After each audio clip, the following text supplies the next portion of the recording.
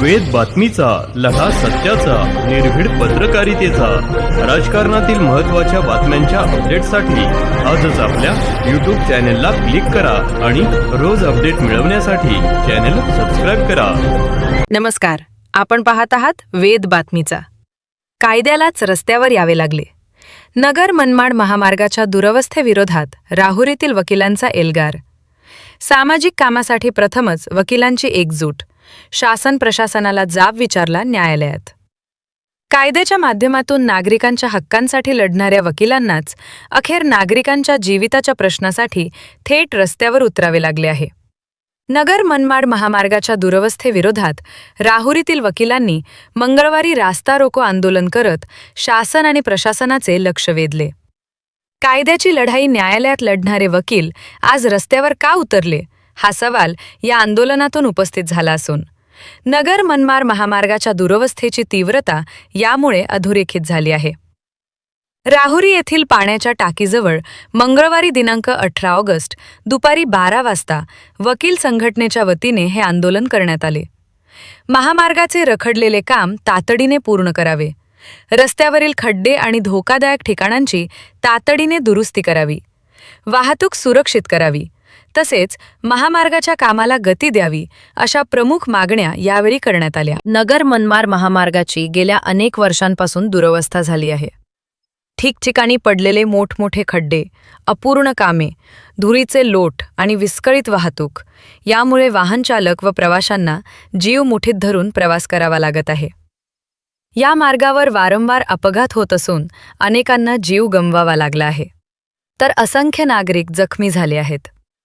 नगर मनमाड मार्ग हा अहिल्यानगर जिल्ह्यासह राज्यातील विविध भागांना जोडणारा महत्त्वाचा महामार्ग आहे.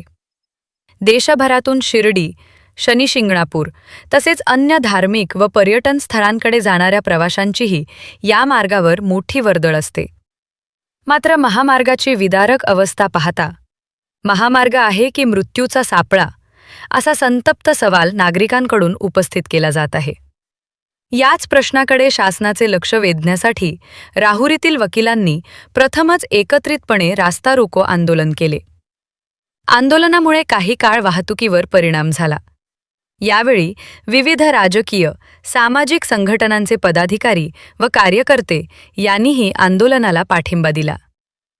या आंदोलनाच्या निवेदनावर advocate Bhagwan Urhe, Pravin Pagire, Mahesh Kale, R D. Bachkar, K D. Musmade, S K. Bhandari, L B. Vidhate, Prakash Sansare, Sundar Bapu Mane, Rishikesh More, Sandeep Khapke, Amol Dawle, B M. Shirsat, D P. Gade, G D. Tanpure, P P. Chokhar, M B. Deshmukh, Anita Todmal, Kalyani Pagire, Ujjwala Sherkar, Savita Gandhale आदींच्या सह्या आहेत. न्यायालयात लढणारे वकील आता रस्त्यावर नागरिकांच्या प्रश्नांसाठी कायदेशीर मार्गाने आवाज उठवणाऱ्या वकिलांनाच महामार्गाच्या प्रश्नासाठी आंदोलनाचा मार्ग स्वीकारावा लागणे ही शासन प्रशासनासाठी निश्चितच गंभीर बाब मानली जात आहे. कायद्याच्या चौकटीत राहून प्रश्न सोडवण्याची भूमिका असलेल्या वकिलांना अखेर रस्त्यावर उतरावे लागले, यातून महामार्गाच्या प्रश्नाची गंभीरता स्पष्ट झाली आहे. आता या आंदोलनानंतर शासन आणि प्रशासन महामार्गाच्या रखडलेल्या कामाबाबत कोणती ठोस भूमिका घेते, कामाला किती गती मिळते आणि नागरिकांना सुरक्षित प्रवास कधी मिळतो, याकडे राहुरीकरांसह संपूर्ण परिसराचे लक्ष लागले आहे. रस्ता द्या, सुरक्षित प्रवास द्या, अन्यथा आंदोलन अधिक तीव्र करू, असा इशारा या आंदोलनातून देण्यात आला.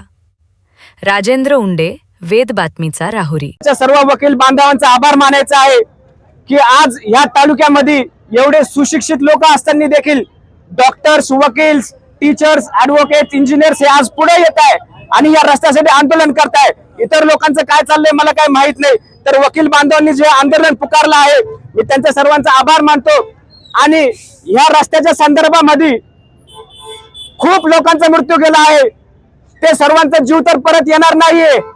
तर मी त्या सर्व मृत व्यक्तींचं भावपूर्ण श्रद्धांजली वाहतो आणि त्यांच्या कुटुंबांना मी हे सांगू इच्छितो की आम्ही आमची जबाबदारी पार पाडण्यामध्ये कुठेतरी कमी पडलो आहे. तुम्ही आम्हाला माफ करा. पण इथून पुढं आज या तालुक्यातला प्रत्येक व्यक्ती जिथे कुठे आम्हाला असं वाटेल की अडचण होत आहे तर आम्ही नक्कीच तिथे पुढे येऊन जनतेसाठी आम्ही उभा राहणार आहे.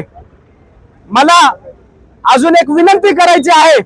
जे आपले डी फॅक्टो पालकमंत्री आहे, डी फॅक्टो पालकमंत्र्यांनी, मला माहिती आहे रस्त्याचं काम चालू आहे, तुम्ही खूपच कष्ट घेताय, त्रास घेताय, या रस्त्याचं काम चालू आहे, दिल्लीवरून डांबर आणलं जाते, ठीक आहे, त्याच्याशी काही संबंध नाही. पण तुम्हाला जर आठवत असेल की हा रस्ता इंग्रजांनी ज्यावेळेस केला होता तो सिमेंटचा होता. सिमेंटचा रस्ता तुम्ही का काढला मला हे कळत नाहीये. ब्रिटिशर्सनी सिमेंटचा रस्ता काहीतरी डोकं लावून केला असेल. हा जो 80 किलोमीटरचा रस्ता आहे, 80 वर्ष स्वातंत्र्य मिळून देखील हा जर होत नसेल तर या स्वातंत्र्याचा अर्थ काय मला एक सांगा. मुळा नदी ते प्रवरा नदी ही ब्लॅक सॉइल रिजन असल्यामुळे इथला रोड खचणार आहे. तर तुम्ही हा रोड सिमेंटचाच केला पाहिजे अशी मी तुम्हाला विनंती करतो. आणि अजून देखील मला हे सांगायचंय, ठीक आहे रस्त्याचा मला मी प्रॉब्लेम समजतोय, पण त्याच्यासाठी पर्याय उपाय काय करू शकतात. जिथे रोड जास्त खराब आहे तिथे तुम्ही साईनबोर्ड लावा, रिफ्लेक्टर्स लावा.